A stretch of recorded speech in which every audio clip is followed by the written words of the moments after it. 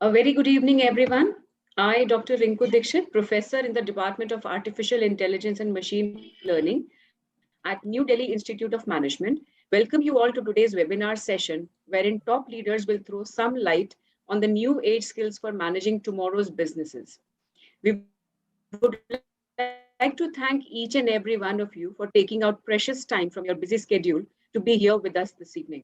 NDIM has always been a leader in adopting new age technologies as part of its curriculum. We were the first ones to offer a full specialization in business analytics and data sciences almost 6 years back.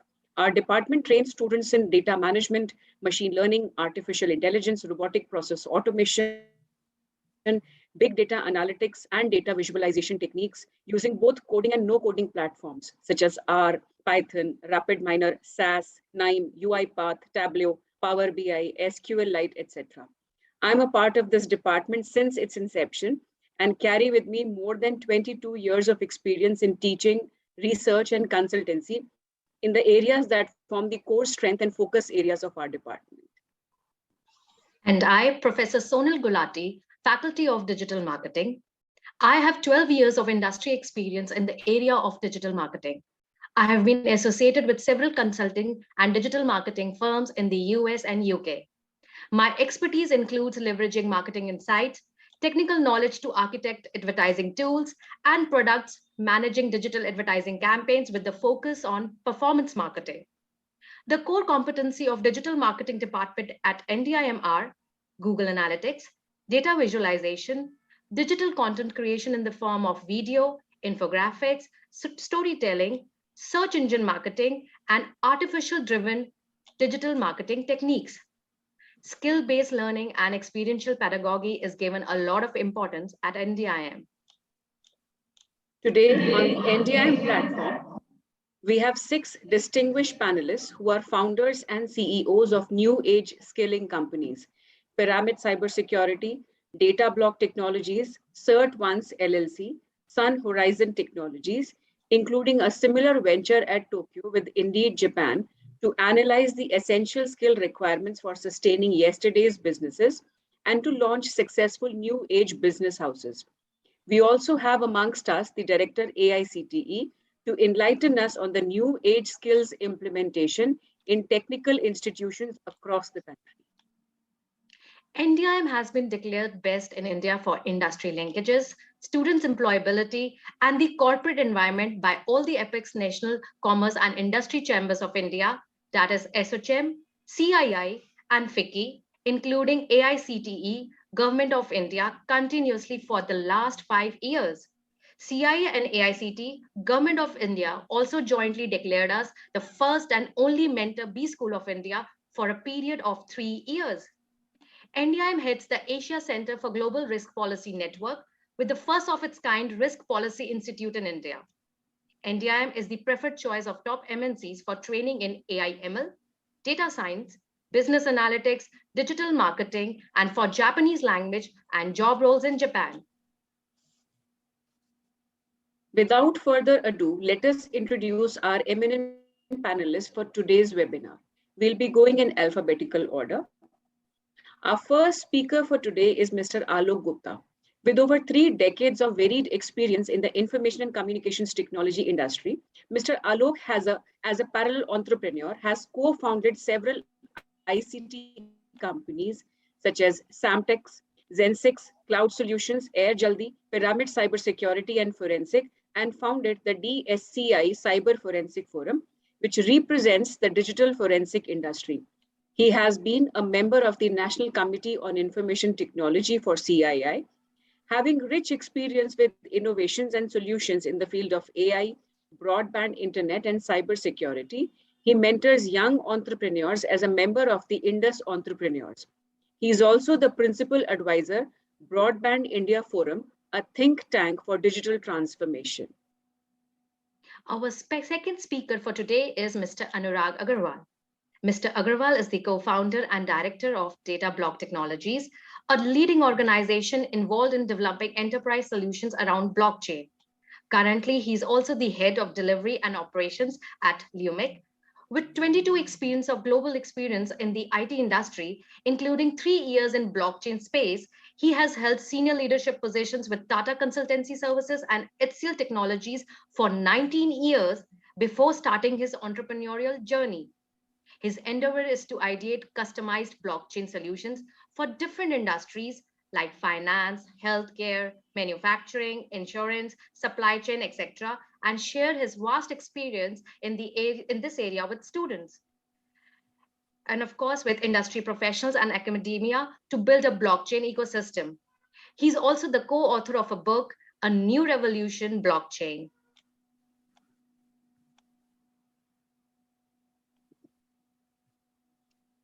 Our third speaker for today is Colonel B. Venkat.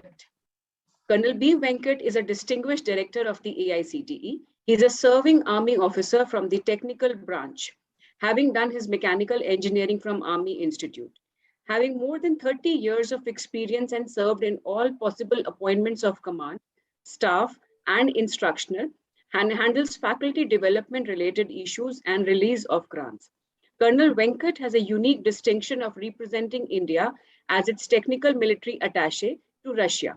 The officer also has expertise in AICTE's quality initiatives like NITTT, implementation of examination reforms, AICTE students' learning assessment and processes of implementation of NEP 2020. The fourth speaker for this evening is Mr. Pawan Karana. Mr. Karana is co-founder and CEO of CertOnce, a US-based leader in blockchain technology. It solves the problem of fraud in academic records using blockchain technology. It helps institutes issue digital degree certificates that can be verified instantly on blockchain using their own patent pending technology. Before taking up this exciting role, he was the CEO of Contemp Limited for 11 years and has also held leadership positions in IBM, Trend Micro, Sonata IT, Siemens, Information Systems, and etc. Over a career spanning 26 years, Mr. Pawan has been delivering growth and transformation, building organizational capacity and culture, setting up innovative business across cutting-edge technologies like blockchain, Internet of Things, and many more. The fifth speaker for this evening is Mr. Sandeep Arora. Mr. Sandeep is an entrepreneur and mentor with interests in hospitality, e-commerce, outsourcing, MS Delhi and NIT Kurukshetra, and has about 25 years of professional experience, having previously worked with companies like KPMG, Ernst & Young, Sutherland Global Services, Lin Tars, etc. The sixth speaker of this evening is Mr. Saurav Jain. Currently based out of Tokyo, Mr. Saurav is currently leading technology programs and managing large teams at Indeed Japan KK in the advertising domain. Indeed is one of the largest job search engines across the globe. He has formerly been associated with Rakuten, Tech Mahindra, Sapient Consulting, Hewlett Packard, Unisys, Progression, Oxygen Services, and he has led diverse technology programs. He's a firm believer of learning being a never-ending process, which at times pushes you to unlearn to learn new things. And now allow me to introduce today's host, Dr. Vishwa Mohan Bansal. Dr. V.M. Bansal, Chairman, New Delhi Institute of Management, is a former civil servant and has been the youngest and longest serving Secretary, Commissioner, Principal Commissioner, and Director of India's biggest statutory urban body, DDA Government of India, for 28 years. He has headed several public sector undertakings and was advisor to the Lieutenant Governor Delhi at the time of Commonwealth Games 2020. Now let us dive in deep with our eminent panelists to understand which new age skills are needed to manage successful new age business houses. Over to Chairman, sir. Thank you, Dr. Rinku, and thank you, Professor Sonal. It's a real pleasure welcoming those panelists who are changing the face of India, who are supporting the industry both in India and overseas with the new age tools that India is now known for across the world. It's a pleasure welcoming Colonel Venkat also, who's just joined. He had been introduced earlier. It's been very kind of him to be part of this learning exercise so that we can reach larger number of students and bigger number of academia across the country. So I just wanted to tell the panelists that out of about 470 people who have with us today, almost 70% are faculty and students across the country, and about 30% people are from the industry. So everybody knows how new age tools were being cited as the future till 2 years back, but the last 22 months have changed the entire history big way. New innovations have come up. New innovations have been forced on the entire world. So similarly, the management colleges have to be changing. Those who have changed have jumped several notches, and those who are slow in changing, they too would have to gradually pick up the speed and change themselves. So one is very happy that we have been able to do it very fast because we were already part of the Government of India Smart India Hackathon for the last 5 years. So we were already part of it. And most of the panelists who are present here today are either teaching at NDIM, or they are advising NDIM, or they're mentoring the students of NDIM. Because new age learning is essential and paramount part of our MBA programs. So I'll start alphabetically. We request the first panelist.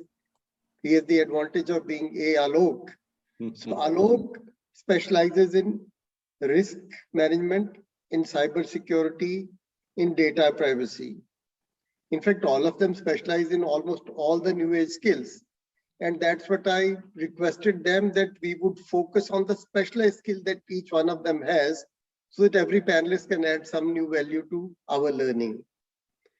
And in addition to these 3 skills, ALOK also mentors entrepreneurs across the world at Indo-US entrepreneurship. So ALOK, my request to you is to, we all feel, as it's a normal feeling amongst even the academia and the students and even the industry people, that your cyber security or data privacy is primarily the job of engineers or technicians. Okay, but we have seen, and you people have seen in very, very big way, that last 22 months, those industries, those corporate houses who were not having these as part of their programs, they suddenly lost big value out of them. And those ones which are new ones like you, they have suddenly come on the top of the world. So I was asking you that how your risk, cyber security, data privacy, how are they paramount to the learning of an MBA student across the country? And are they very technical in nature? Can a normal student with any specialization of marketing or finance or HR be knowing these skills as well as you are expecting them to be having as a recruiter? ALOK. First of all, I'm honored to be part of this August panel, and thank you, Dr. Bansal and NDIM team, for inviting me over for this very wonderful, discussion on new skills. So I'll come straight away to the specifics. What, in the interest of time, Dr. Bansal, although my background is in AI, internet, broadband, as well as cybersecurity, but cybersecurity has been on the forefront of my approach. It's a very passionate area for me.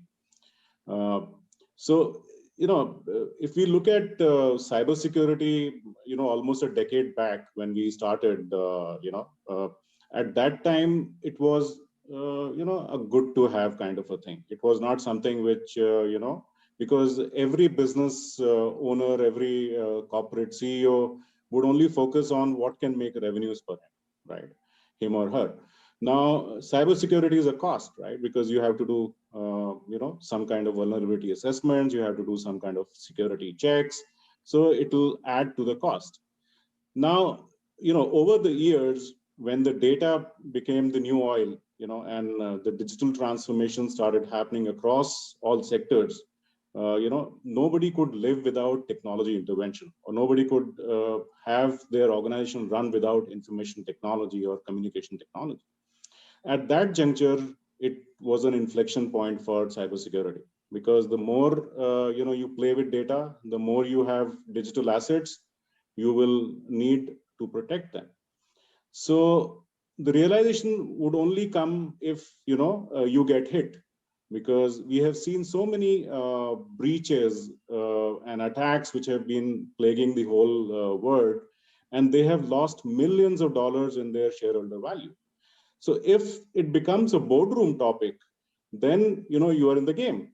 And today, if we look at it, cybersecurity is talked as a subject or as an area of concern in the boardrooms. So we are talking big thing now, because cybersecurity is the hottest area which cuts across industries. So it is not something which is specific to an industry A or specific to industry B. It is something which cuts across industries, be it financial services, healthcare, software companies, IT, ITES sector, e-commerce. You name the sector, and cybersecurity is a must-have now. So it is not something. It has moved from a nice to have or good to have to must not now, because the reason is that all these industries which I talked about are compliance driven. And there is so much of heavy compliance which an organization need to meet in order to, be compliant and then not lose shareholder value. So coming back to, why is it important for an MBA, and is it a tech job? Is it more like a geek thing and stuff like that? Yes, initially, I mean, if you look at cybersecurity, you need to have technical skills of understanding networks and the web applications or firewalls or whatever. So essentially, people coming in from computer science background or computer background would get into that. But I was in a conference recently where I was one of the panelists, and there were a lot of co-panelists along with me, and one of them was actually giving a talk, and then he suddenly got a message on his mobile phone, which is an urgent call or an SOS call from his spouse. So he ignored it one or two times, but then it was repetitive. That call and SMSs were just coming in. So he realized that there is something which you need to step aside and kind of attend to it. Now you won't believe that in the conference there was a 14-year-old boy who took control of who hacked the phone, or did a mirroring, and then got into the phone and was trying to send these messages to him. So this is just to prove a point that you don't need an engineering degree, you don't even need an MBA, you don't need anything. A 14-year-old boy is a school-going boy, or not even a school-going boy in some cases, can actually hack into your computer or a mobile phone. So technical skills is something which, I think, I would say that every MBA student today or every MBA aspirant need to be tech savvy first of all. Because being tech savvy, you need to understand and appreciate how technology works, or what are the applications of technology, and then you can make the best use of it. So if you look at it, yes, there are jobs which are only for techies in the cybersecurity, but there are lots of jobs which are available for MBA or managerial positions. I mean, there is a big laundry list of certifications which are required to be done in case of cybersecurity, and some of them I will just name down here, and then I will not put more time to describe each one of them. But the top ones are CISSP, CISA, CISM, security plus certification, and then OSCP, and so on and so forth. So some of these certifications need technical background, but some of these, for example, the CISM is more like a managerial role, where you need to be a certified information security manager. Now, what is the role of a manager? The role of a manager is to have an understanding of the business, because most of the techies, they don't understand the business. What they understand is the nitty-gritties of how the the digital assets are behaving, or how their security is getting compromised, understands its top down from what is the vision of the company, what is the mission of the company, what is the compliances which they are part of, and then how does an organization comply to that. So a manager is somebody who actually takes care of the governance role, where you're constantly trying to get, like an orchestra chief, you're trying to get all the players into one coordinated action point, so that your organization is safe, secure, and compliant. Thank you so much, Alok. We'll come back to you in the second round. Thank you so much. And Anurag, I seek your guidance, because you are an expert on the blockchain ecosystem. You customize blockchain solutions for industries like finance, healthcare, manufacturing, insurance, supply chain. So now you kindly tell all the people present over here as to how blockchain technology is impacting various businesses and the skills what are needed there, especially for the MBA student. Is it only for the technologists? What exactly is essential in blockchain technology that every management student or every corporate professional must know, and how tough it is, how easy it is, and how soon can you pick up these skills? Right. Okay. Thank you, Dr. Bansal, for organizing this event and having me here. I think this is a great idea. Well, most of us know that blockchain technology began as the basis for cryptocurrencies such as Bitcoin, but it is now expanding across a range of businesses.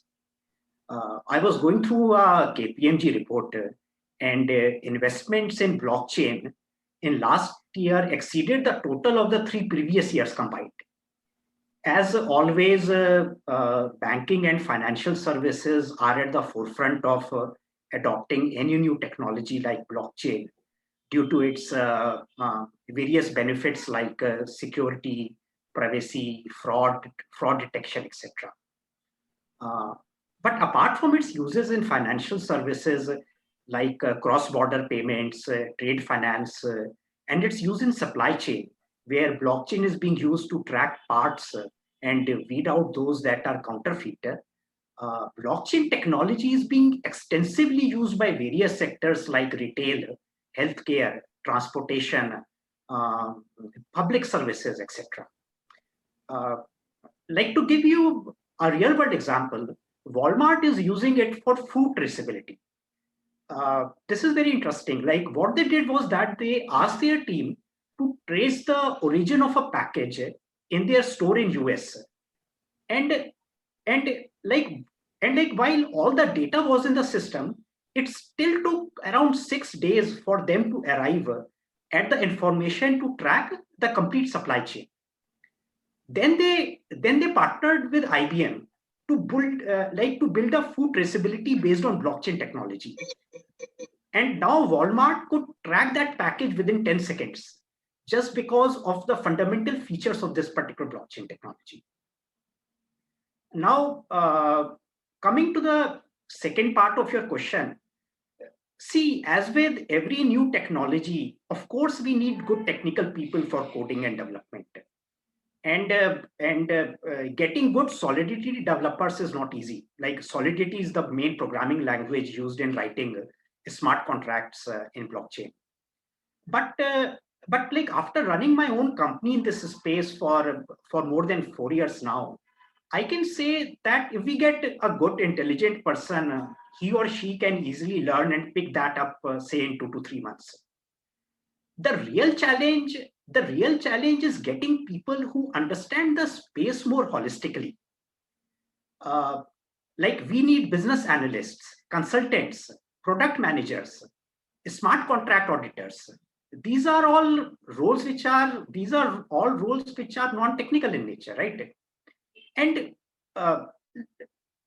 being comfortable with ambiguity is important. People need to be able to figure things out without instructions in blockchain. Like, while they are not required to go into the nitty-gritty of details of implementing blockchain, like, the ideal candidates are supposed to have the ability to research and decipher complex subjects as quickly as possible. So like, these are the most important things. Thank you so much, Anurag. I'll come back to you. I'll be asking you about what are the other associated fields which are related to blockchain. So we'll come back to you in the second question. Now, of course, I have to go alphabetically. May I request Colonel B. Venkat to give his overview of what exactly AICTE is looking for, what exactly AICTE is changing the things for better employability and for better learning of the new age students. Colonel Venkat. Sir, thanks a lot, sir. Thank you, first of all, for giving me a chance to be speaking. And I am part of the esteemed panelists over talking of, the new age emerging technologies, which are so very, very applicable today, in today's time, to each and across, not only to the students, but even to the faculty members. And what is so very pertinent about this particular topic is that we need to be finding out certain new skill sets, especially in times of these new techniques which are coming out, which needs to be possessed by everybody. And this has been acknowledged. This has something which is very much in the forefront of implementation at AICTE, and being a regulatory body, sir, it is being taken up at one of the biggest implementable points, more so in a time when we are having a national education policy also driving us through on this thing. There is a concerted effort which is going, and that effort is going towards making a national level body called as National Education Technology Forum, sir. Now, this National Education Technology Forum is going to be a single body, which would be then looking after the multiple aspects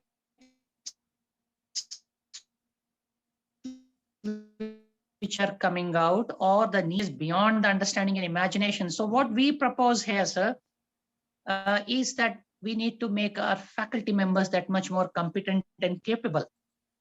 So towards their capacity building into these emerging areas, which then needs to be amalgamated with the basic core engineering disciplines, maybe of engineering, maybe of management, maybe of certain pharmacy institutes, which are still with AICTE, architecture.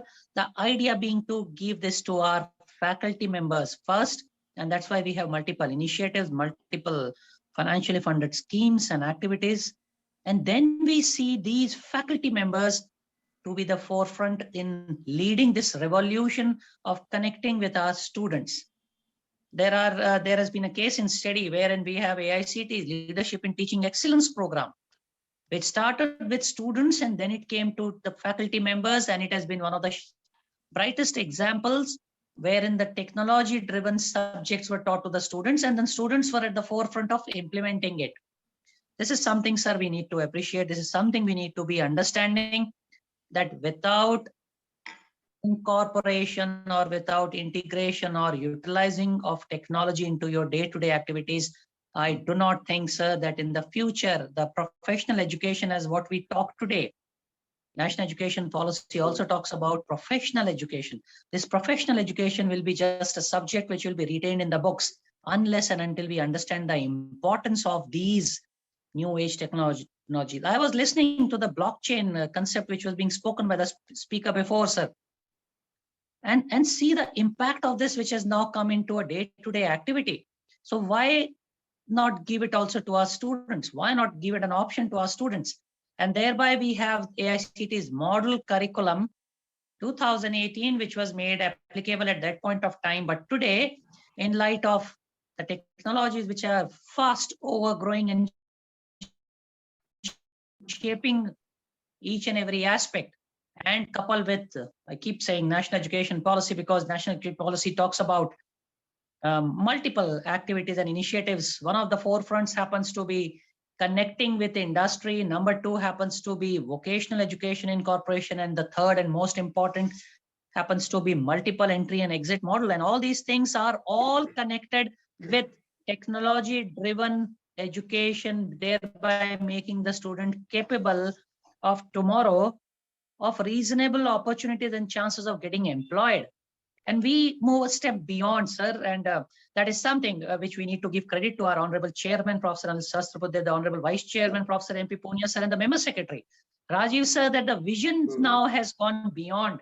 The vision is not only we're looking for students to get employed, we are looking for students to be in such a position of professionally qualified that they can generate employment. Yeah. And when you speak about generating employment, one can only generate employment provided you have a grasp of everything what is needed for the future. Yeah. Bansal sir, it's a pleasure to be coming Quite. here and it's a pleasure to be quite right. No, quite right. Kanna Venkat, you have always been a part of us. You have always been supporting all our initiatives. In fact, the other day when I mentioned to the chairman, he was very happy and he says, I'm going to send an invite to all the institutions because across the country, because we need to be learning from each other all the time. And the way AICTE has been, I would say, been a front runner. AICTE has never been so super active or proactive into not just picking up new things, but implementing the new things overnight.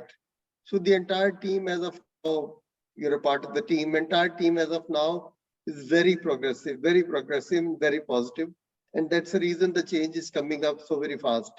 Thank you so much. And all the people you have with us on the panel today and will be having on the panels in future, they would always be available for whatever support they can lend to the AICTE or AICTE approved institutions. It will be our pleasure and honor.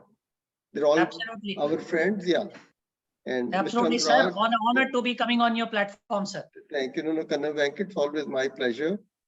Anurag, who just spoke before you, Anurag has been teaching at our college, our MBA students, for the last 3 years. So it's been always a pleasure. Similarly, ALOK has been associated since the third hackathon that happened in 2018. So it's always a pleasure that people are coming and adding value to what we are trying to do. And Pawan, the next speaker who will now be there, Pawan added another Philip. In fact, everybody would be interested to know. He again is a part of the NDM team, and he's already digitalized all our PGTM diplomas degrees. Okay, now students don't have to come to the college, and they straight away download it through his portals, and all the employees across the world can straight away have their degrees, diplomas picked up from there, which are verified ones. So one has been trying to move into all those directions. Coming to you, Pawan. So you have been part of a traditional IT company for 11 years, and now you have blockchain set up based and registered in USA. Now, what exactly the future you are seeing? And again, I would like to say, in addition to what Anurag mentioned, 2, 3, 4 things that which according to every student must know and which you are willing to come to our platform and deliver to our students. Okay.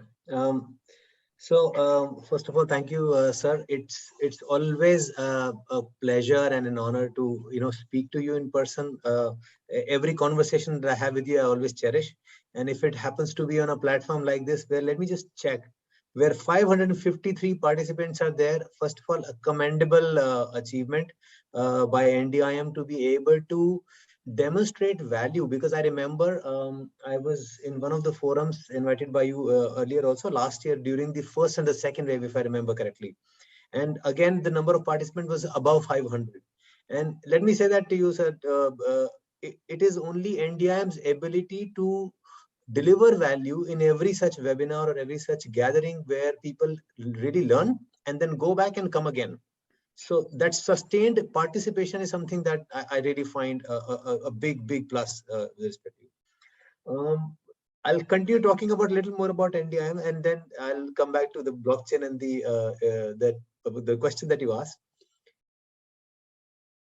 Very distinctive thing I noticed in every time I read about NDIM or every time I heard about the institute is that not only you focus on the core fundamentals, but you also focus on the progressive nature of how things are changing. And today's seminar is probably the best example of how keen you are as an organization, as an institution, to implant those skills in your students so that they are employable. And I think your placement record speaks volumes about that, right? So with that, I'll talk about so I'm going to split my conversation in 2 parts. First part, I'll answer your question now. And second part, I'll answer when we come back in the next round of our discussion. So I earlier ran a 11-year, for 11 years, I ran a company called Quantum Limited, which is an IT company, traditional IT company. And we've been selling system integration solutions. And in fact, Alok and I know each other from that interaction only. So we used to sell IT infrastructure and services solutions to large enterprises like the likes of Airtel and Hero Honda, etc., etc. And during those days, I can clearly tell you, the skill sets that we expected from students were the basics, very, very basic. They should be able to communicate effectively. They should have common sense, and they should have the attitude, right? Just these, right? Everything else we were willing to, impart on them, because frankly, the interruption of technology was not there to that extent, which is there today. But today, when I'm running this company for the last 2.5 years, I can tell you a lot has changed. So first and foremost, now, specifically, and I'm going to address this to your marketing students, if any marketing students are on this call or who are going to be interested in building a career around business development and marketing. Guys, if people like me who are old and will come and tell you that, and I'll tell you, Sandeep will probably relate to that, Alok will relate to that. We used to go and ride our two-wheelers and go and sell door to door to enterprise class customers of the likes of Motorola's, Ranbaxy's, GE and all that. Guys, you won't be requiring to do that. You won't be able to do anything like that, because the world has changed. And in the last 2 years, in the last 3 years, we've had to change the way we sell our services and solutions to our customers. And so digital first world fundamentally impacts, most importantly, the marketeers of the world, first and foremost. And if I remember, was it Professor Sonal who was responsible for digital? And that's right. Yeah. So Professor Sonal, I think you probably would just resonate with my thought here that marketing is the most impacted process in an organization using digital. Everything else, of course, right? So you have ERPs evolving, all of that coming, but the way it has changed in the last 2-3 years, partly we actually attribute to the pandemic, and partly we attribute to the development of technology like marketing automation. Anyone who wants to go into marketing, please understand, marketing automation is your best friend. Just go with it. Just go with it. And since Anurag has mentioned a little bit about blockchain and all of that, so I'm going to reserve some of my this thing, because that will become a repetition. But so marketing is hugely impacted. So you guys should understand that. I'll also talk about what has not changed. Okay. So so for example, is it okay if I show a chart, sir? It will take about one minute. No, most welcome. Yeah, if you, I mean, 2-3 minutes are available with you, because yeah, this is just one chart that I would like to show, and then that gives a summary of what I want to talk about. So the changing world of skills, old is gold. So guys, please remember, everyone who is going into the corporate world, whether you have worked in the past or you're going to work in future, what you learn from this institute and DIM, and you must take away with you that old is gold. Work ethics, communication and teamwork are always going to be the bedrock of the skills that you will always need, the bedrock. But then there are new skills knocking on your door: blockchain, robotics, artificial intelligence. But basically, I mean, I'm just summarizing, the new skills are related to technology. So just 3 messages for each one of you to take away from my experience of running a typical IT company for 11 years and for running a startup on blockchain now. You will need to understand your domain very well. If you're a finance guy, you need to understand finance, but that is not going to be enough. It is essential, but not enough. And whatever technology will disrupt your industry will disrupt you too also. And that's where I see when NDIM is making huge efforts. I remember delivering a lecture to 800 students, sir. Was that? Yeah, that's right. Yeah. For about 1.5 hours, we talked about blockchain technology and how it actually works. So make the most of whatever you're learning here today, because all these technologies will have an impact on no matter what domain you work in. And I will talk about those later. And competition is not the future. Co-optation is the future. And blockchain teaches you that exactly. And more about that later. Over to you, sir. Thank you so much. Thank you so much. To be so very precise. Thank you very, very much. And now, Sandeep, you are an old horse. You have been managing research and analysis teams at the KPMG, at EY, now what skills would you look for in the candidates that you hire now? Because again, today we are talking the new age skills. So not the other skills, of course, other skills we have been discussing various other platforms, but what new age skills are becoming important, and from traditional research to BI, what exactly is that? Thank you so much, Dr. Bansal. And Pawan, I think you've taken it right on. I'll probably continue the drift because I think what's very important is to really understand how the businesses of tomorrow are going to evolve and what are the skills which probably enable people to kind of perform better or be successful in those businesses. Now, I'll just first take example from my KPMG and Ernst & Young background, because that's probably relevant for the new MBAs who want to build their careers in large corporates.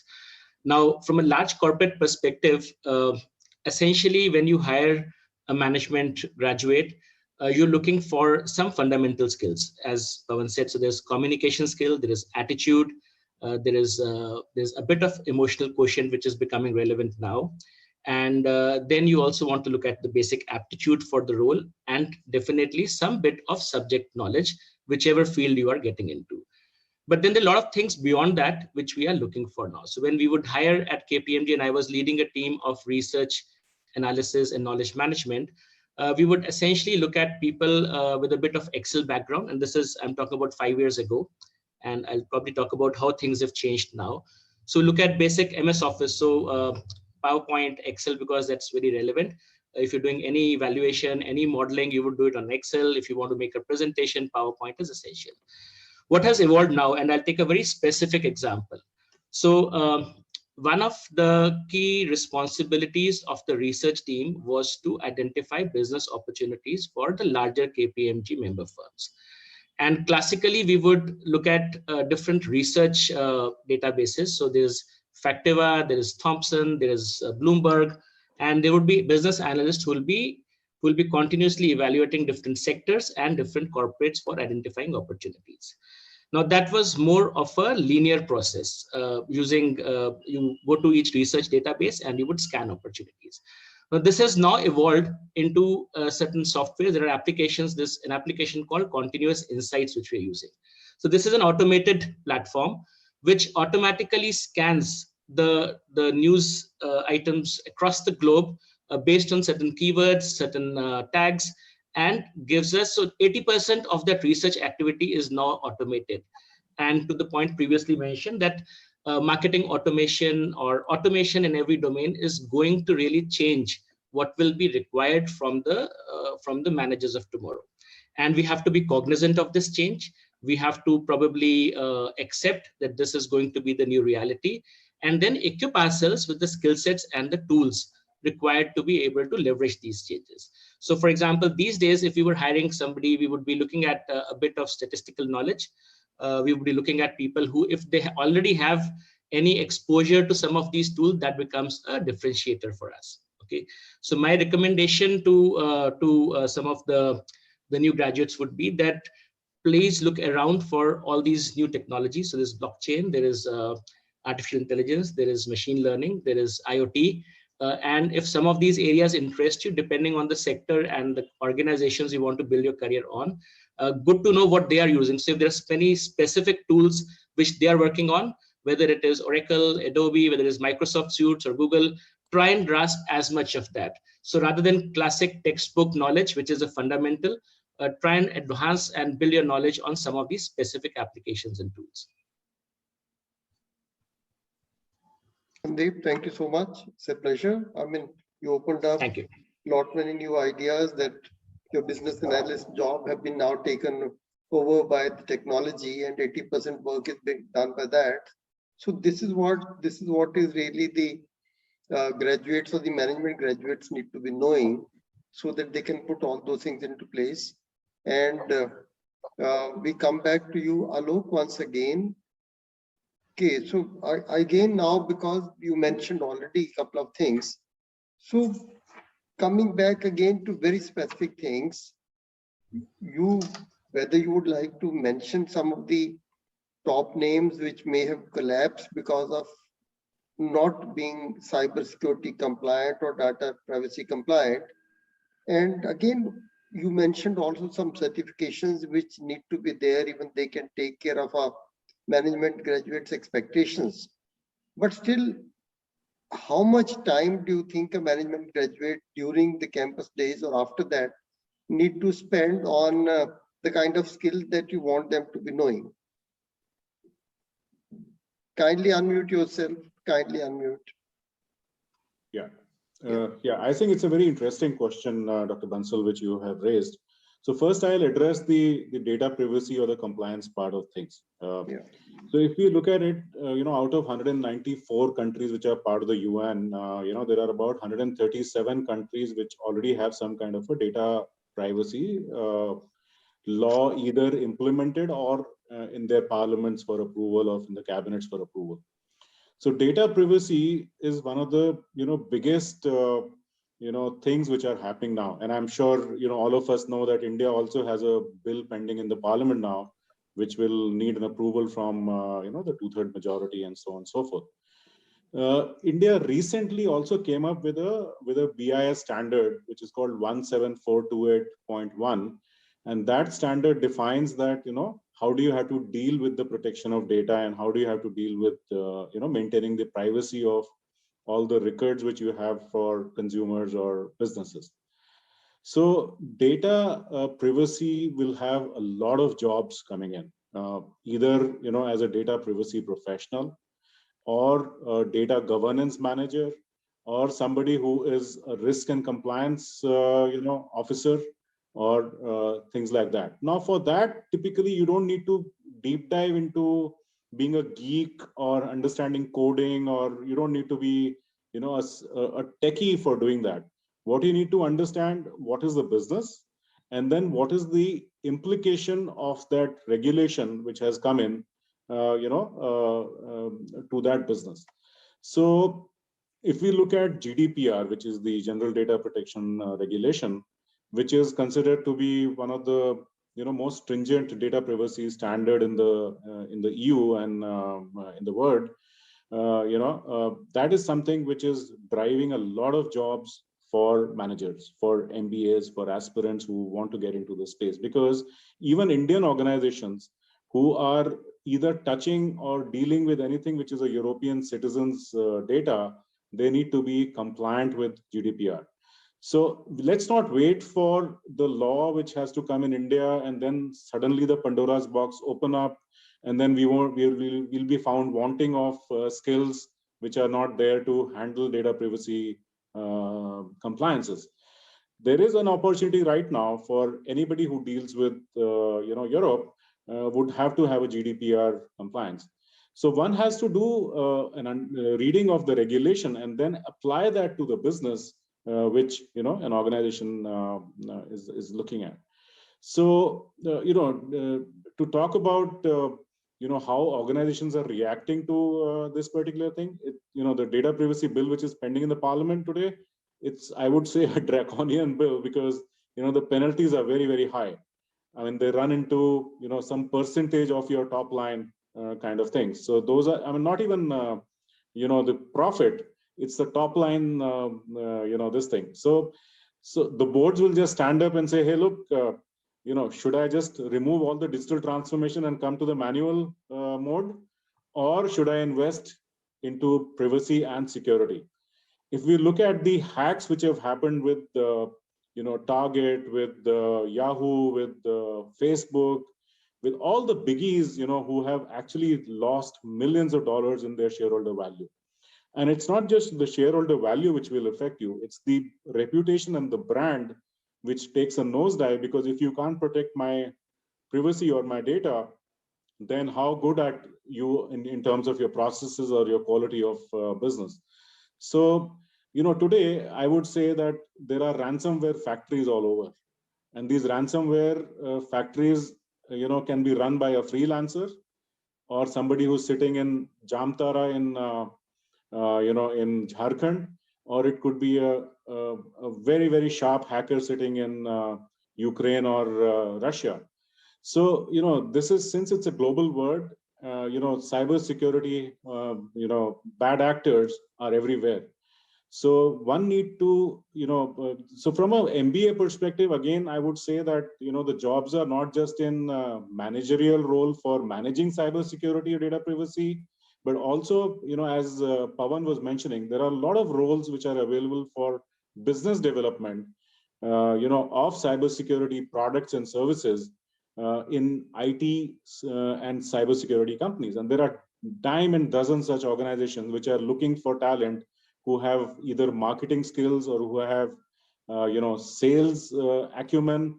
And, the businesses will always teach them what products and services they have, as long as they have the attitude and, the passion to sell. So there are a lot of jobs which are available in the biz dev, sales and marketing area.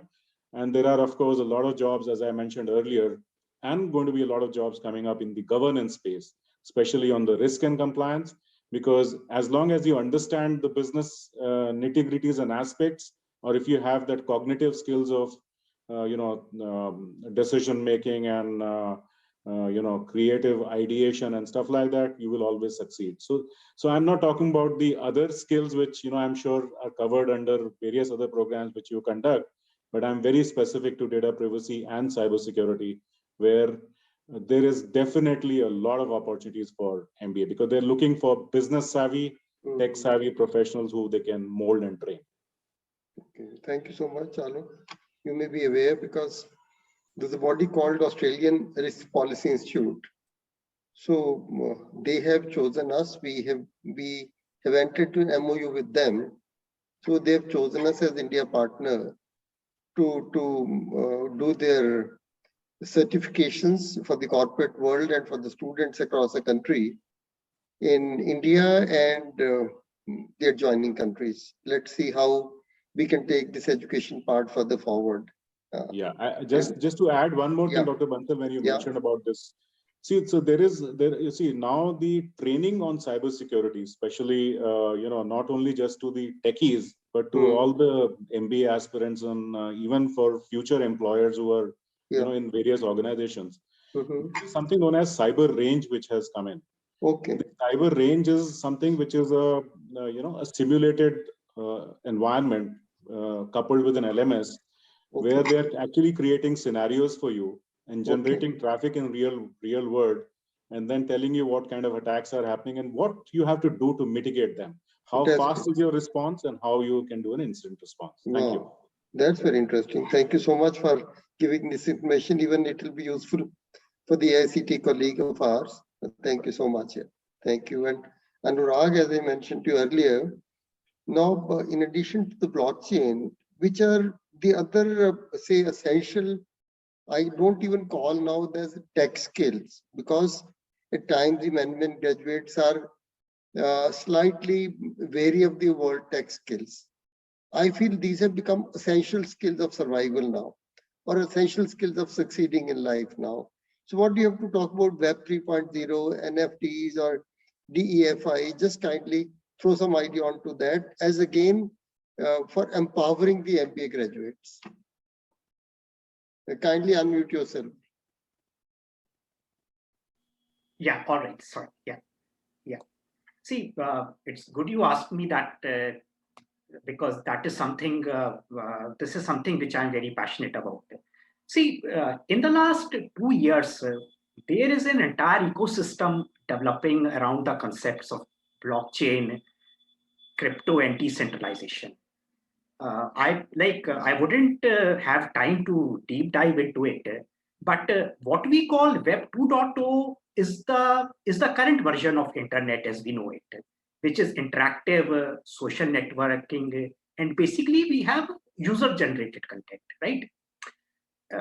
This is what we are used to for last, say, 15-20 years. We have Facebook, Twitter, YouTube, which have greatly expanded online interactivity. Now Web 3.0 is being built around decentralization and permissionless concepts. In Web 2.0, internet giants like Facebook, Google, they retain control over your data. But in Web 3.0, users would retain control of their data. Web 2.0 is read write, whereas Web 3.0 is read write and own. So this is a great paradigm shift which is happening. It's still early days, and I mean, for oldies like us, just imagine where the internet was in mid 1990s. Like, we didn't had any idea about its potential and the way it's going to change our lives. And like, that is exactly the phase currently we are in Web 3.0. And then NFT, the non-fungible token. Like, it is a digital asset that represents a real world object. It might be art, video, or music. Like, everything can be sold as an NFT. Maybe some of the people on this event might have heard about the famous artist Mike Wickelman, who goes by the name People. He sold his painting at Christie's auction house as an NFT for $69 million. Jack Dorsey of Twitter sold his first ever tweet as an NFT for almost $3 million. So, like, it's a parallel universe being built. Like, then we have companies like Facebook and Microsoft. They are getting into the domain of metaverse. And blockchain offers digital proof of ownership for assets in the metaverse. So, like, as I said, it's still early days, but this whole space is going to explode in the next 4 to 5 years. And like, it's the right time to get in.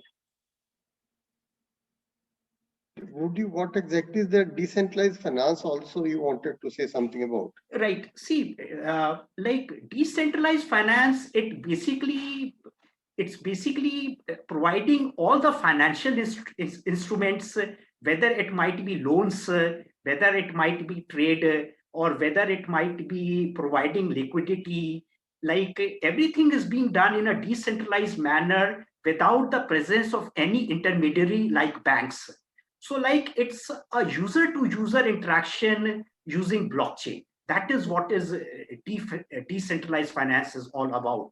And we have a whole host of all financial services being built around blockchain, which is referred to as decentralized finance, as opposed to centralized financial institutions, which are referred to as banks or NBFCs and all these institutions what we have. Okay, no, thank you so much, Anurag.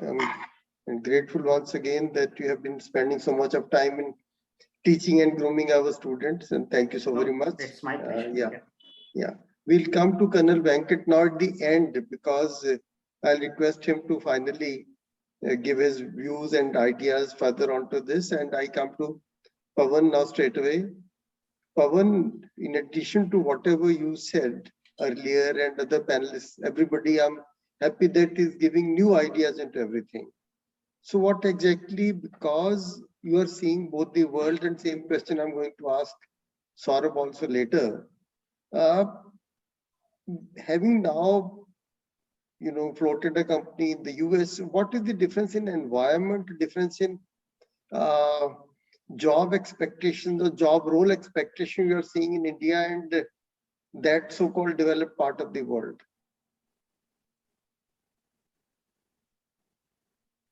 Kindly unmute yourself. Yeah, so I made the same mistake. No problem. Staying mute and then talking. Yeah. So, sir, I think the fundamentals of work remain the same.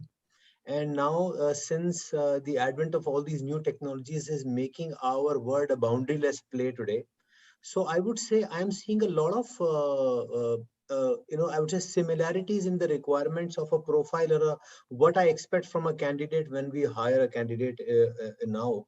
It's I think first of all some new things. Let's say you need to have a knowledge of cross culture way of working. Like one of our employees of my current new startup is actually sitting in India with us and is working in European markets. So you need to understand the culture. That's kind of a global imperative now.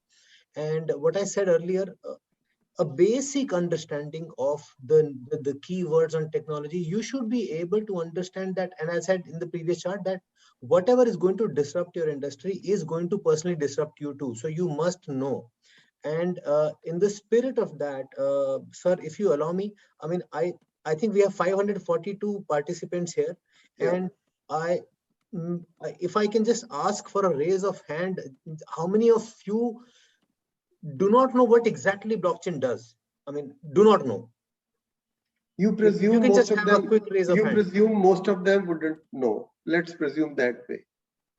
So, you know, I had the same conversation with both my sons. One of them is a 19-year-old now, and he is now studying economics, and he somehow wanted to stay away from technology. And the younger one is turned 14, and he's in 8th grade now. And they both asked me about a year ago that, Dad, what exactly do you mean by blockchain? You know, and I struggled because I couldn't explain to them what exactly it is. So, and then I ended up spending some time and creating a definition of blockchain, which I think I used in our previous call with your students also. But I want to share that here also. So for those, you must be thinking blockchain. Let me switch to Hindi. Hai kya bala? What is this animal? So fundamentally, I'll just open this chart and then I'll talk you through this and then say what exactly it means. So here it is again. I know I'm a stickler for using these things. So it's basically something like I'm just simply, while you can read the chart, but I'm telling you, it's like it's a way in which you can make a piece of information unchangeable, tamper-proof, visible to the world forever. It's like, suppose tomorrow I change my name, okay? And I want to go and make sure everybody knows about it, that from tomorrow I've changed my name. What do I do today? I go and publish it in the newspaper, right? So blockchain works on the similar concept that once you publish a piece of information or a transaction, it's like I gave money and I bought a property from Sandeep. So that transaction got recorded on blockchain in a manner that gets recorded in newspaper. So newspapers equivalent on internet is, let's say, blockchain. While there are some differences also, but fundamentally it's like a publicly visible document or a chain of documents which anybody can go and see if you have the right tools to watch it. So if you publish something on blockchain today, do you think anybody in the world can change it tomorrow? No. Blockchain works on exact same concepts. Whatever you publish on that today remains a proof or provable information, tamper-proof piece of evidence for all times to come in the future. Now imagine what are we talking about? We're talking about the usage, right? So today, if you look at what exactly does it mean, it's something which is making the word trustless. So today, when we are looking at a digital first word, what is the first thing that we see? A lot of digital fakes. So blockchain is going to help you create trustless or a decentralized word in which you see something and you don't need to assume that can you trust it or not. Like for example, the NDIM degree certificates of the students today, sir. The degree certificates are coming with a link, and that link is clickable link. And the students who are on the call, when they receive the degree, they'll see when you click that link, you can straight away see a verified copy published on blockchain. What it means is that tomorrow you may share your birth certificate, your driving license, your degrees, your professional experience certificates in the world. All of those are the documents that you don't need to really, I would say, assume that they can be trusted. Every document will carry a way of verifying it on blockchain. So because it's like newspaper, as I said, once you have published on it, it remains there forever. Nobody can change it. And anybody who knows that which date newspaper it was, what was the page number, can go and verify that information. Similarly, blockchain is like the same thing. You publish on it once, and the information is viewable and verifiable by everyone in the future forever using the transaction ID. That's it. That's where I stop, sir. And thank you so much. Yeah, thank you. I must say one thing, that all the panelists, I mean, I'm grateful to everybody. Everybody is giving so much of information and knowledge, but in a very limited time period. I mean, I'm very happy that by 7:15 we'll have both the rounds, and then we'll go for the question and answers. That's really remarkable. It's generally not been happening. So you must have the real reason also, sir. Huh? you must tell them the real reason why it's happening, because you promised us all a drink after this, right? Because if yeah, certainly. So one let's is not looking forget for the all real those reason. opportunities. Yeah, one is looking for those opportunities. Yeah, it will be a pleasure always. And now I come to you, Sandeep. You have already talked about E&Y and how KPMG things were shaping up. What are things that have changed over the years? What do you have to say something about your new lean business models or cloud digital marketing or CRM? How do we really use them to be a great entrepreneur, and how management learning along with these things makes me a good self-starter? Sure. So, Dr. Bansal, I think that's pretty close to my heart. So I'll probably spend some time talking about it. Yeah. Now, what's happening is I'll probably make two extreme statements. One is that in times to come, and these are hypotheses. Let's see how it shapes up. So in times to come, we'll see the death of a manager, and I think it's the birth of an entrepreneur. So the world is going to be shaped more by entrepreneurs, and those entrepreneurs could be part of larger setups. Okay, and we've got terms around that. We've got entrepreneurs and we've got explorers. So I think what's very important for the young management graduates is to really look at that mindset, if whether I want to do a lifetime job or whether I want to create value. And that job mindset has to drift into creating value. And for that, what's very important is, again, I'll make another statement, that we might see death of teaching and emergence of learning. Okay, so I think we have to be learner all through. It's very important because the landscape is changing, the business environments are getting disrupted, the technology is doing a lot of transformation. It's becoming a key enabler for many industries, as far and wide as healthcare to agriculture. And we are looking at a creation of a parallel world. So the digital world is probably as relevant and sometimes as enormous in terms of its opportunities as the real world. The COVID last 2 years have shown that there are new business models, totally mobile centric, exclusively digital centric, which have emerged, and a lot of people are gaining employment or starting businesses in that shape. So what's relevant in terms of skill set for this emerging era? I think people have to understand that there are some tools which can really help you as a startup and make you get better results, better outcomes. What is relevant for every startup is that you need to have a digital presence. Okay, so irrespective of industry, digital presence in its forms and shapes of whether it's Facebook, LinkedIn, Insta, all the other social media, including some of the industry specific media, one has to really have a presence there and be conversant of how to really continue to enhance that presence and impact on those media. The second important thing is how do you really create and draw value? How do you acquire customers and continue to draw value from your customers? So CRM tools have become very important, whether big or small, paid or free. It's very important and relevant if the young graduates can really start exploring and learning about some of these CRM tools. Okay. The third important element would be how do you really make sure that the service delivery is automated and made efficient? So when I say a lean business model, you may not want to make a lot of capex. There are opex driven models, and there's a lot of capex already done. If you can come with thoughts and methods and ideas around how do you leverage existing assets to create value or enhance value, that is a tremendous opportunity I think managers can look forward to create. Fourthly, I think people need to have, and Pawan mentioned that, I am a fan of that statement, that we need to have a global mindset.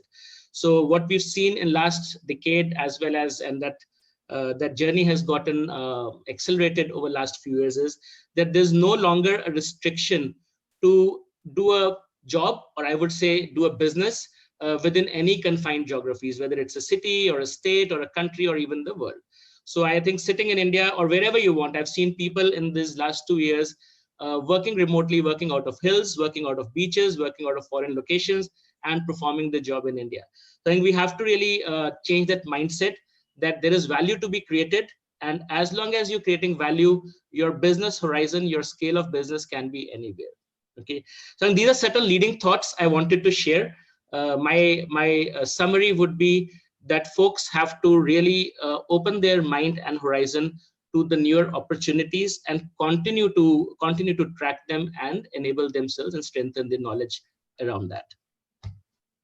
Thank you so much, Sandeep. No, it's been very useful. I'm sure a lot of learning happening to all of us.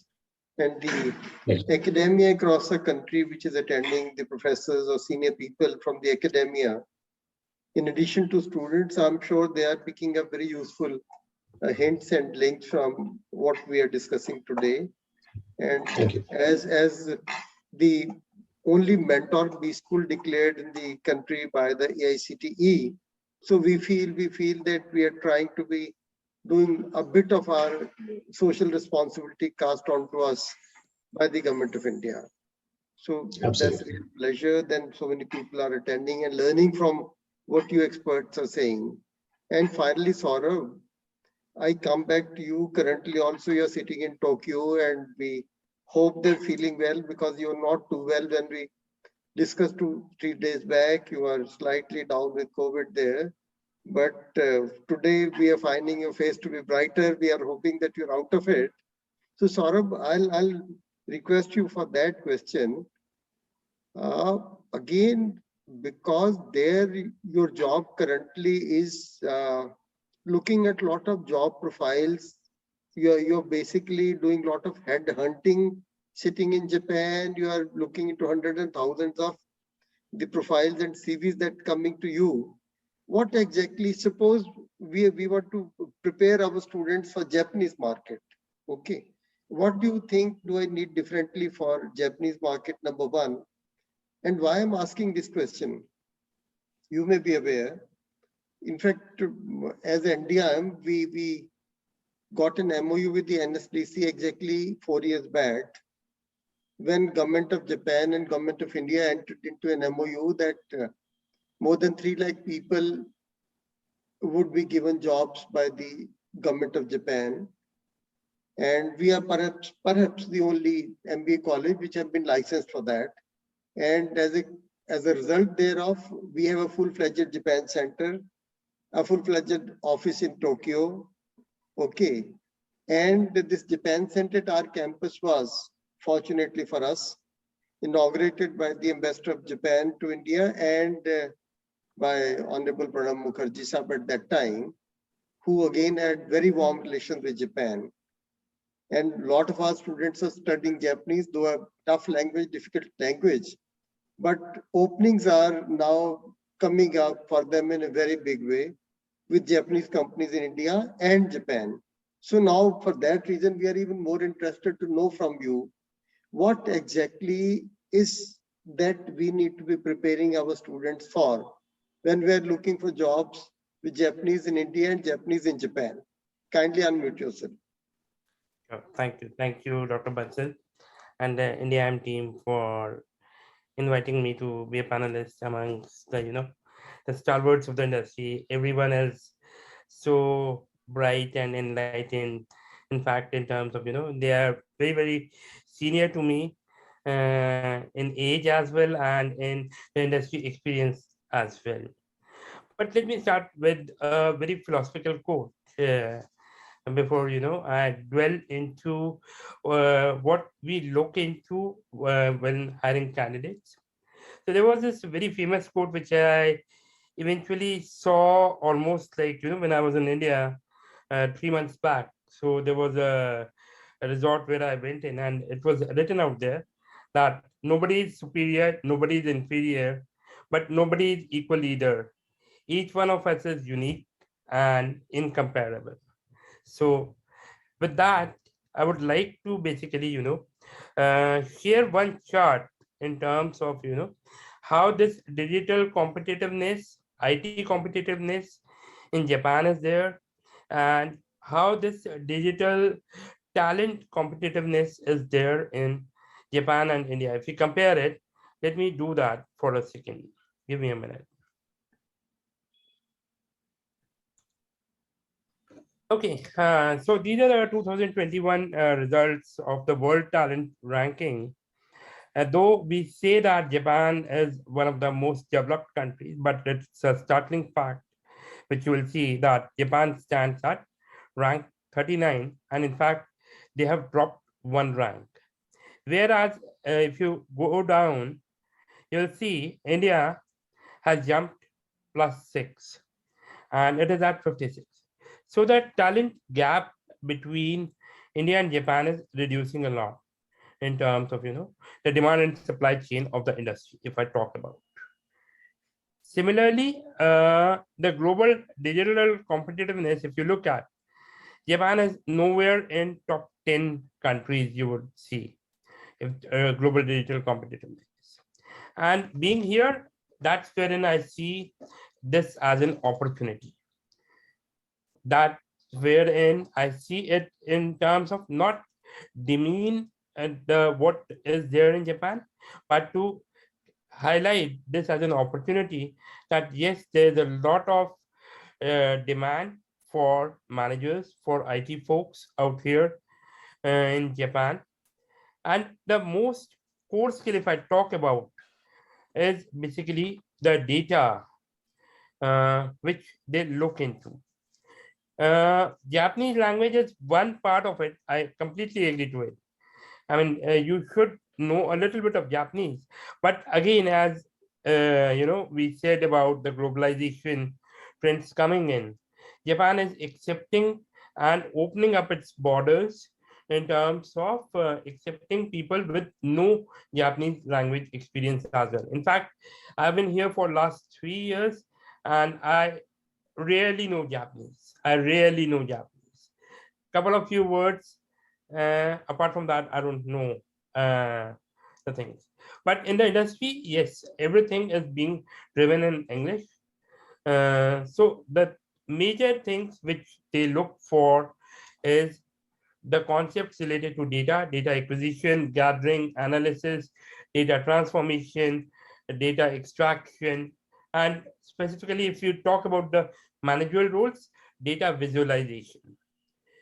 I mean, data is the buzzword, whether we need it for machine learning or we need it to frame security policies around data privacy, or even if we need it to, keep the businesses moving.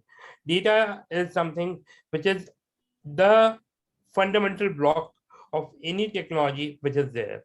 And in fact, I mean, if you look at this hype cycle for emerging technologies, which is published by Gartner each and every year, this is a hype cycle for technology. You'll see many of these technologies may phase out in another 2 to 5 years, but data is one of those technologies, or data as a service is one of those technologies which is going to remain in the near future for a longer period of time. So this is a emerging trend technologies which is published every year by Gartner. So having said that, I mean, I say that data comprehension is very much necessary when we want to capture the relevant information. And I have seen this challenge in terms of, that I have seen it in and out every day, that there are multiple sources of truth in a managerial role, I'm saying. And that's wherein you have to iron it out and find out a single source of truth when you are running and delivering programs. And in fact, I was, noting some of the points which have been made by a few of my fellow panelists. I completely agree to Sandeep sir. I mean, he said that, there's going to be a death of manager. Yeah, correct. Perfectly right.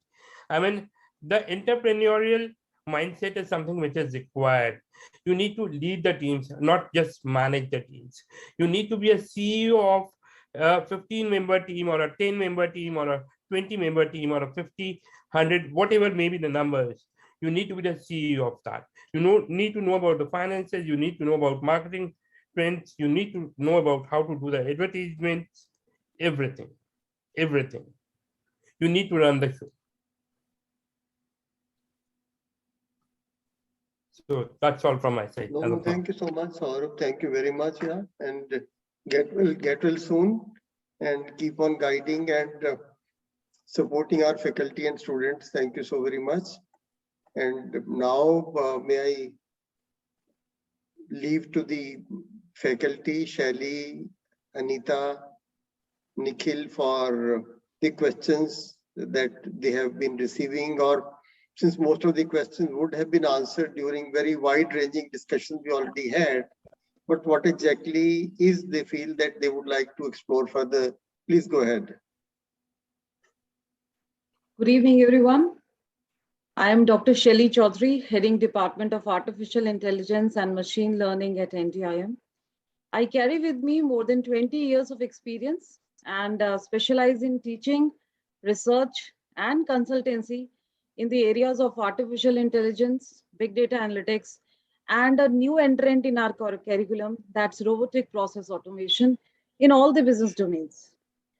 And the entire teaching pedagogy of our department focuses on how these new age tools can benefit decision-making and solving business problems. Sir, we have received lots of questions, and by considering the time constraint, we'll be asking only few. All the questions are open to all the panel members.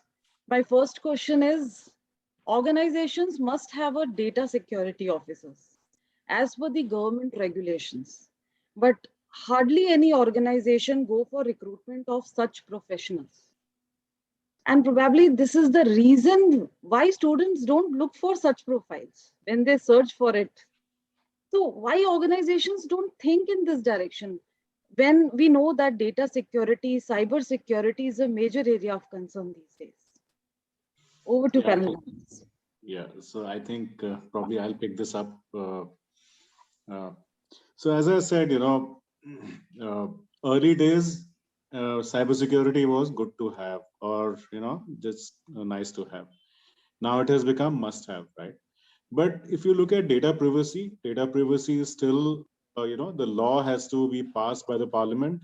The moment the law comes in, and then everybody will go helter skelter and start, looking for data privacy professionals who are non-existent, right? Because it's, as you rightly said, when people are applying, there are very few jobs which are available. But today, if you look at it, most of the consulting firms, who are providing consulting services to many large organizations, they hire a lot of data privacy professionals. I mean, I can, if you go to Naukri.com or Indeed.com or any of the hiring portals and just search a word called data privacy, you'll find a lot of jobs being offered by the consulting organizations at this moment. But this trend will change because as a mandatory requirement, you need to have a data privacy officer yourself. So just wait for, you will find a whole lot of, inflow of such jobs coming in. The other thing is that the GDPR, is already there. So just look for GDPR compliant organizations, and you will find they would definitely need, professionals who can handle data privacy. So it's not necessary that you need to have technical skills. Only thing is you need to understand the standards, you need to understand the regulation and impact of that on the business, and then there you are. But you need to read a lot, you need to, deep dive into it in order to get yourself, talking sense when you go for such, job hires. Thank you. Can I just make an addition to this? So Alok, just to share with you, when we started our startup after running a stable IT company for 11 years, the first thing that me and my co-founder Rajesh, we did was, and that came from a question from one of our customers. We went and made sure that we are PII and GDPR compliant from day one. We haven't got the certification. We have not even applied for certification. But from a policy standpoint, from a process standpoint, so for those who don't know, PII stands for personally identifiable information. So that's the privacy law that you're talking about. So PII compliance and GDPR compliance are something that you must have as a process. It's like ISO, ISI we used to have, right? What is it called? That ISO certification, right? So these are something you may have certification, you may not have certification, but as a process, as an organization, you must think about data. You must think about security and privacy at every step of the way when you're running a business or when you're doing a job, everything. No, well said, because PII is still part of the, Information Technology Act, which is in force today. So PII is something which every organization which deals with consumer data has to comply. So, so I would say that, don't wait. There are organizations who are hiring people for that, and some of them would do it for good hygiene till the time, the compliance kicks in. And just one more addition. By the way, when we started looking for GDPR compliance of our processes and PII compliance, the first thing we did was we went on. So I think all of us probably missed talking about that.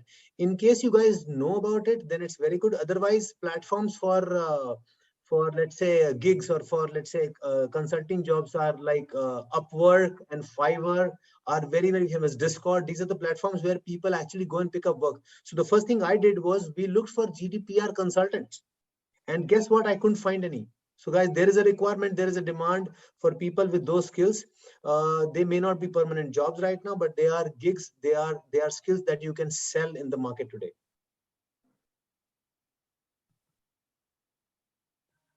Back to you, Professor Shavi. Thank you, sir. So over to you, Dr. Anita. Thank you, Shelly ma'am. Yeah, good evening, all of you. I'm Dr. Anita Yadav. I'm working in Artificial Intelligence and Machine Learning Department at NDIM. My areas of expertise are machine learning, natural language processing, sentiment analysis, and deep learning neural networks. My question to the panelist is, most of the organizations are having their own customized system. How can we train our students so that they, after joining, they can work efficiently from day one? Is there any platform which our students should study before joining to the organization?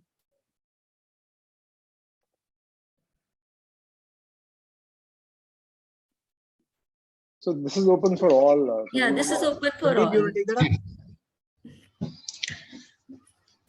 So, Professor Anita, I'll just take a shot at this.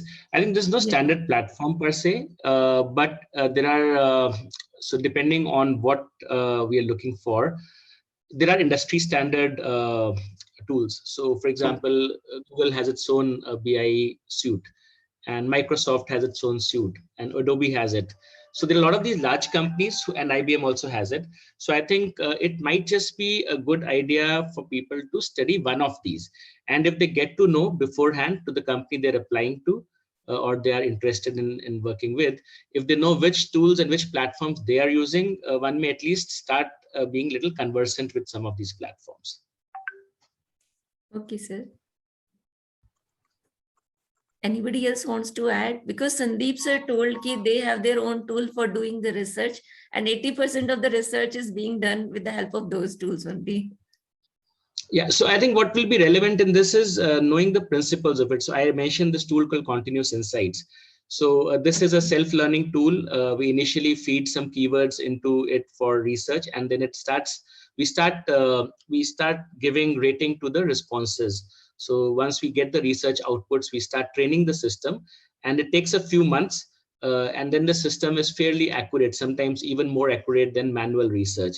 So this is a classic example of an artificial intelligence driven system which starts doing research. So similarly for other activities also, there are now initiatives around all the organizations or large organizations. How do you make the outputs more efficient? How do you make them more relevant and accurate? What probably is helpful for people is to really have a bit of a statistical knowledge helps. And beyond that, so the Continuous Insights is based on Google platform. So if I know the Google platform, at least it helps me start early and be a fast learner in terms of adapting to that tool. So it might just be difficult to get to know the company specific platforms organizations are using, but at least industry specific platforms are an open knowledge and people can start with that. Okay. Thank you, sir. Thank you. I have a question here.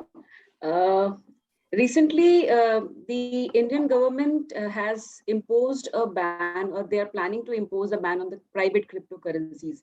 And they are towards creating a framework to bring an official digital currency by its central bank. Now, considering the digital friendliness of the Indian population at large, what challenges do we foresee in the implementation of the digital currency in India? The question is open to all panelists. So I'll pick that up, Professor Rinku. So first thing first, I think there was a question in the Q&A typing also that the government has taxed 30% on the crypto gains. So the government has acknowledged the existence of cryptocurrencies as an asset class. So at this moment, probably I want to differentiate between blockchain and cryptocurrency. So I was referring to the example of newspaper. So it is like there is a blockchain, which is a technology platform. So it's like Times of India. Similarly, there's a New York Times. So when you go to New York Times and you want to put something in New York Times, what do you pay? You pay in dollars. So similarly, when you go to Bitcoin, that's a blockchain on which you pay in a currency called Bitcoin. When you go to Ethereum, you pay in a currency called Ethereum. So there are different blockchains. And each and every blockchain runs like a newspaper or like a ledger, and each and every one uses its own currency to record the transaction. So, and the currencies are interchangeable. You can buy one and sell one and all of that. But so coming back to your question, Indian government has recognized the existence, and they have allowed Indian citizens to acquire, buy, sell, and hold cryptocurrencies as an asset class. And that's 30% taxable gains. What they have not allowed is the carry forward of the losses, which I think sooner or later they probably would do that. Now, CBDC, I think Nikhil was talking about CBDC in the beginning. Yeah, right? yeah. CBDC. So Yeah. CBDC stands for Central Bank Digital Currency. Yeah. So government is saying that they will come out with the digital rupee. Now, what it will enable and what it will not do. So what it will do is that I can straight away have a wallet in which I can hold the digital equivalent of a rupee. I do not need to keep it in my bank account. It's like currency note. What do we do with a currency note? I don't need to keep it in the bank. I can keep it in my home, right? So similarly, digital currency, I will be able to hold a wallet which I don't need in a bank account. I will be able to hold that currency in my wallet, in my personal phone, and I can straight away send it to Nikhil for buying something or selling something. I do not need to go through a bank network. That is the advantage you will have of a central bank digital currency. Now, I'm just kind of projecting or maybe hypothecating here that in future, the digital currencies will be interchangeable. You can buy one and sell another. That is existing today also. So you may be able to use the digital rupee to buy Bitcoin. You may be able to use it to buy Ethereum or stuff like that. But at the same time, what may not go away easily is the volatility of the currency as an asset class, in terms of one day you may wake up, the crypto Bitcoin is down 30%. Second day you may wake up and you will see Cardano going from $1.14 to $2.5. That's not anyone of us is capable of predicting and even let's say making comment about. But as a product, as a technology, it is here to stay, and it will be used in really valid use cases. Did that answer your question? My question was one step ahead. What challenges do you foresee? I mean, during the COVID, it was a major concern. People did not want to buy in the digital form. So implementing a digital currency in India, there are lots of challenges, I suppose. So can you will see adoption. So Professor Rinku, you will see adoption, you will see usage of digital currency but only in the IT literate, or I would say digitally literate class of people. Please do not expect a pan wala or a rickshaw wala to be able to use CBDC, I would say digital rupee, immediately. In due course of time, I mean, today, in the last 5 years, we have seen adoption of mobile phone, Paytm, Google Pay, and all of that. Maybe this will also happen, but it will take time. So you will see adoption, but because fundamentally the ease of use and ability to transfer to each other and the traceability of the transaction is going to be the key difference maker. But otherwise, I do not see any speculative issues with the currency. It is going to be packed exactly one-to-one with the rupee. So that will never be a problem. Absolutely, Pawan, I agree with you. Yeah. And Pawan, I would like to add one thing out here is that there is no such thing as private cryptocurrency per se. Either you say that we have either you say that a private cryptocurrency is something which is not issued by Government of India. But other than that, is Bitcoin a private cryptocurrency? No. I mean, there's no one who owns Bitcoin, right? I mean, that's the whole concept of decentralization. And you cannot, and then you cannot And then you cannot ban cryptocurrency, right? I mean, for banning cryptocurrency, you would need to ban the internet. So, like, I mean, we need to understand the private private means non-federal endorsed or non-federal controlled. So, like, I mean, it's like maybe the babus still don't understand all these concepts. So there's a lot of confusion going around it. But if they speak to the industry people, they will need to consider that there's no way you can ban these things. Agreed. Yeah, there is one point I would like to add here. And the challenges, you see, a lot of people are raising a question on both privacy and security. Right. For example, if you are running the digital rupee, the bank probably would know that what you are buying, what you are selling, what you are transacting. So they want, you know, the privacy of what I'm procuring or what I'm using it for to be anonymous. So I hope that, you know, they do that so that there is no problem with privacy. Just one very crucial, very out of curiosity question. Will this technology, because our traditional banking system will embrace this technology or will be replaced by it? Professor Shelley, I'll tell you from my personal conversation with a CEO of a fairly large bank. And if you don't know, SBI and a lot of other banks have already created a consortium and a company is already formed, and each of the banks is a 6% shareholder in that company, and they're already working on the use cases of blockchain in the adoption in the banking industry. I mean, I do have a chart. I would send it to you separately. Just text me. There are at least 5 different stages of adoption which we have presented to one of our potential clients in banking sector, that this is how the adoption will happen in banking. So starting from adoption on the let's say documents being shared with the customers, to decentralized financing, to smart contracts, to letter of credits, if you're familiar with, right? Letter of credits, submission of compliance documents to RBI. All of this will go on blockchain sooner or later, but it will not replace. It will just kind of add the efficiency layer to the entire technology system. So fundamentally today we see, I mean, I'm going on a tangent. Yes Bank was a share at 500 rupees. Today is at 10 rupees. Why? Because there was a fraud in the banking system, right?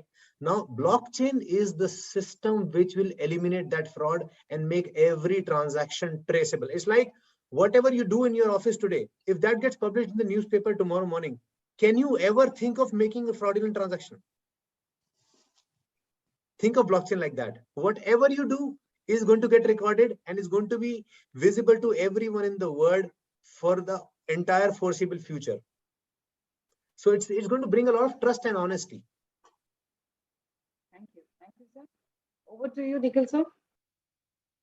All right. So my question to Dr. Bansal is that wherever you're hiding these golden boys of Web 3.0 and blockchain, sir, you know, I have so much to ask them.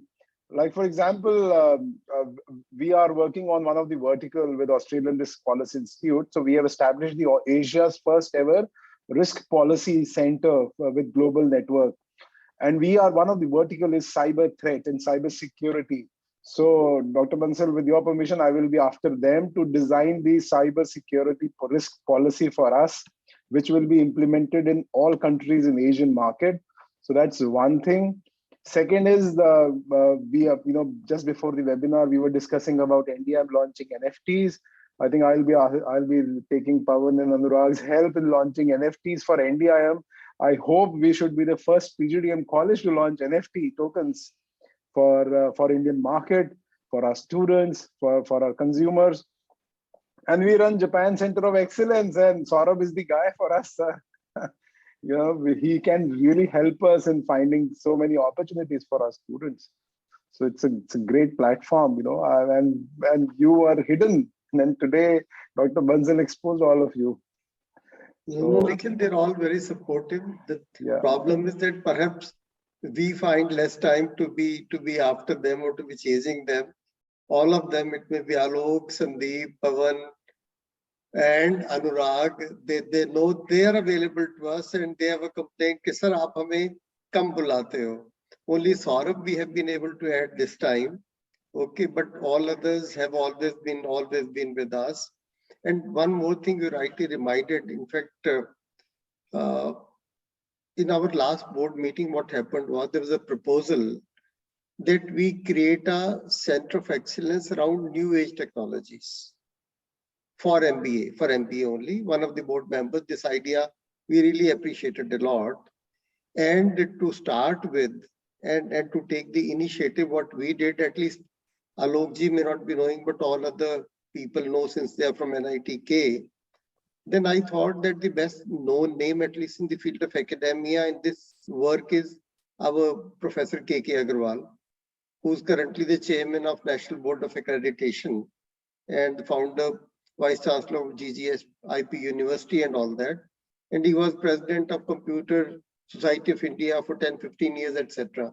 So he's already agreed to be the chairperson or the co-chairperson for the Center of Excellence.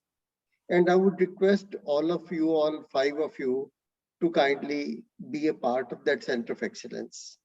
Let us start the ball rolling. What happens is that we take up so many things, and at times couple of things take little extra time to fructify. But once Nikhil reminded, I got reminded about that part. Let's get going. And one final request to each one of you is that we are just trying to, yesterday also some people were saying that, why do you think you people are making a difference? Some of our batchmates met yesterday. I said, because for us education is nation building. Okay, we are not doing education for education's sake. It is like the one bad doctor can kill so many patients. Then the teacher has to be blamed for that.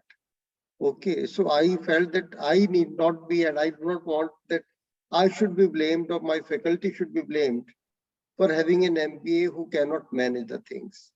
So for us, we have to ensure that the graduates that go from us can at least be depended upon. And that's the only way nation building can be created, only through sound professionals. So with that idea at the back of my mind, we work because it is embedded into our culture. My father was a freedom fighter. So we have seen from our childhood how these values have just become a part of us. Okay. So in that context, I was to request each one of you to please keep on adding whoever you feel can add to the learning bandwagon, whoever can give, say, more support to us, whoever can be kind of mentoring our students. Some of you are already doing. Others, I'm now presuming that you will be part of our mentorship program, under which we only request you to be spending an hour or so twice a month now online. And in the last 20 months, would you believe, there have been 442 online mentoring sessions taken by mentors like you. In fact, when things went online, we were slightly apprehensive as to what is going to happen to the mentorship program. Because earlier students were going to the offices of their mentors, or the mentors were coming down to our campus. But online, as you know, has been a bigger boon. That number of mentoring meetings and number of mentors are multiplied in a very big way. So I'll request each one of you who is not a part of us, because that's the only way that you can create a better nation, you can create a better manpower for the nation. Each one of you has something to give, which others may not have to give. So kindly be a part of that. I'll be formally requesting each one of you. And please connect whoever you feel can add value. Because ultimately, I must tell you, the current AICTE is very positive, very, very positive. 4 days back, when I sent this poster along with the little write-up to the chairman AICTE, and I said, would you like this to be somehow helping your people? He said, you send it to me and I will send it to all the institutions. Otherwise, no bureaucrat does that, because they feel a particular institution gets visibility or promotion out of it. Okay. So, but they are very positive. Whosoever comes up with new ideas, they're always willing to hold your hand. And that is how Colonel Venkat was here today, because he was requested by the chairman to be part of this learning exercise. So whatever you produce, whatever ideas you give, we will be too very happy to take them to the AICTE also. That's the only way that we take your learning to larger number of people across the country. Yeah. And thank you very much, all the attendees who have been with us now for almost 2 hours. I'm sure we came up to your expectations. If you still have some questions left, kindly write to us. We will seek their responses from these distinguished panelists and come back to you. So we'll try to live up to your expectations. Yes, Pawan, please. I just want to add something here. The very first question was from Ria Jain. It says, how can we change our attitude? And I would like to answer that. Please go ahead. Nah, it will be very good. Please go ahead. Yeah. I talked about that concept and Sandeep also confirmed the same. And I still believe that, technology, of course, is going to be fundamental to the way we conduct our business and efficiencies. But attitude is going to be a gold standard, as I said, in terms of communication, common sense, and attitude. So, Ria, just to answer your question, there is one more gentleman, Dr. Bansal. I don't know if you know him or not. He's also from our college and one of my juniors. So when my son, I'll say this, when my elder son was having a bit of a, jisko bolte na, masti attitude, theek hai, zindagi hai, chalegi. So I made him speak to this friend of mine. His name is Vikas Bansal. Yeah, Vikas Bansal, he wanted to come to the campus. He too keeps coming to us. Yeah. So you must invite him for a guest lecture or probably make a larger he keeps coming. Even last evening we had a long talk to him. So he's a great person to talk about how to actually build the right attitude. So Ria, to answer a question, attitude can be built and it can be built first. So the first attempt you made, Ria, to actually work on your attitude is asking this question. Yeah. So open, as I said, well begun is half done. So that's kudos to you, and attitude can be built. Yeah. No, any other questions which you people may have read on the box and which you feel haven't been answered, you're most welcome. There is one from Mr. Srinivas Mangalvede.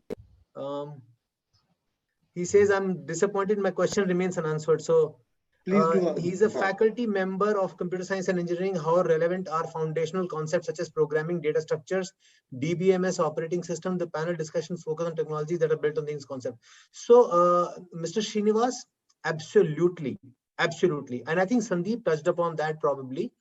So all these technologies that we are talking about, whether it is artificial intelligence or machine learning or data science and every one of them, the fundamental concepts are the same and will remain the same. So you will need to, it's like that's the foundation of your learning.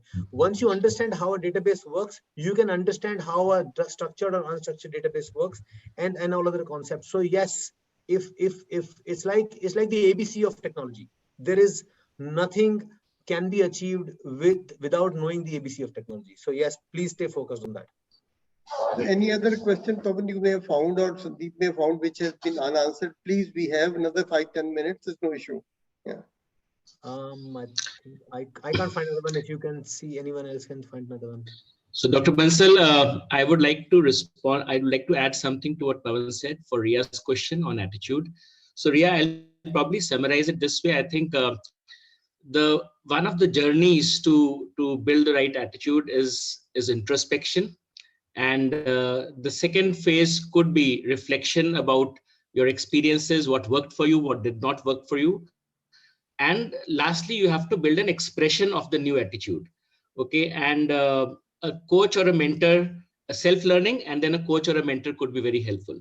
Okay. So you have to really look at that attitude building ecosystem, and it's doable.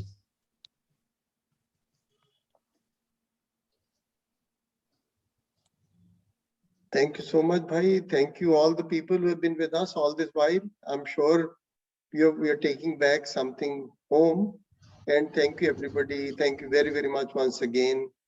Alok, Sandeep, Pawan, Anurag, Saurav, and Colonel Venkat, of course, who's not with us right now. And thank you, Nikhil. Thank you, Shelly. Thank you, Rinku. Thank you, Sonal. Thank you, Anita. And thank you all the team of NDIM for being with us throughout. And now the baton passes on to you people to take this learning to the classrooms and to see that we really come up to the expectations of these great panelists. Thank you so very much. Thank you. Sir. Thank you for inviting us. Thanks a lot. Thank you, everyone. Thank you And so much. thank you, Dr. Bansal. It was a pleasure.